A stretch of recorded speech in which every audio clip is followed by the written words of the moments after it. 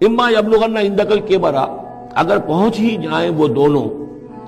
بڑھاپے تک تمہارے پاس، احدہما وہ اکیلے کوئی ایک ان میں سے، او کلاہما یا دونوں، یعنی والدین اس بڑھاپے کی اور ضعیفی کی عمر کو پہنچ گئے، یا والد فوت ہو گئے والدہ ضعیفی کی عمر کو پہنچ گئی، یا والدہ فوت ہو گئی والد ضعیفی کی عمر کو پہنچ گئے، یا دونوں کے دونوں ضعیفی کی عمر کو پہنچ گئے،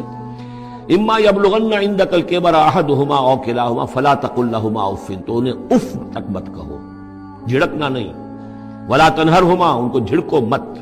وقل لہما قولا کریما، ان سے بات کرو نرمی کے ساتھ، ادب کے ساتھ۔ کسی وقت ان کی بات ٹالنی بھی پڑ جاتی ہے، ابا جان یہ بات تو میں نہیں کر سکتا، میری مجبوری ہے، لیکن سختی کے ساتھ نہیں، ایسی بات نہ ہو کہ جس سے ان کا دل دکھے کہ آج یہ میرے سامنے سینہ تان کر بات کر رہا ہے، کل یہی تھا وہ جو چھوٹا چھوٹا سا لپٹتا تھا میری ٹانگوں میں آ کر، اور وہ یہی ہے جس سے میں گود میں لیے پھرتا تھا، یہ دل دکھے نہ۔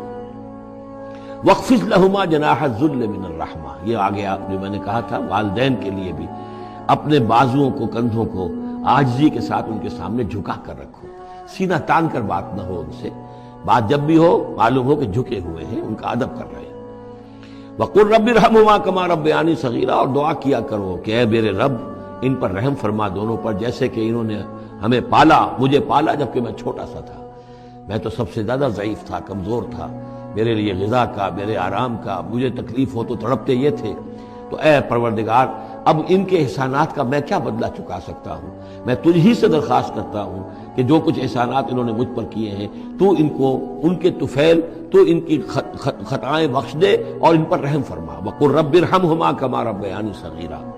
ربکم عالم بما فی نفوسکم، تمہارا رب واقف ہے خوب جو کچھ تمہارے دلوں میں ہوتا ہے، ان تکونوا صالحین فإنہ کان للأوابین غفورا، اگر تم واقعی نیک ہوگے تو یقیناً اللہ تعالیٰ تم میں سے جو واقعی اللہ کی طرف رجوع کرنے والے ان کے لیے غفور ہے۔ اس میں اشارہ ہے کسی وقت بوڑھے والدین،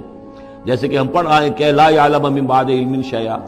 وہ کبھی بچوں کی سی عادتیں نوت کر آتی ہیں، پھر کبھی وہ ایسی باتیں کہتے ہیں کہ جو نہیں کی جا سکتی، کہیں روکنا بھی پڑتا ہے، ٹوکنا بھی پڑتا ہے، لیکن یہ کہ اگر مجبوراً کہیں ایسی بات کرو اور کرو ادب کے ساتھ، سختی نہ ہو، تو پھر یہ کہ اللہ تعالیٰ جانتا ہے تمہاری نیت کو، کہ تم اگر اپنے والدین کی یہ بات نہیں مان پا رہے ہو، تمہاری مجبوری ہے، وہ تم جانتے ہو، اللہ تعالیٰ کے علم میں ہے۔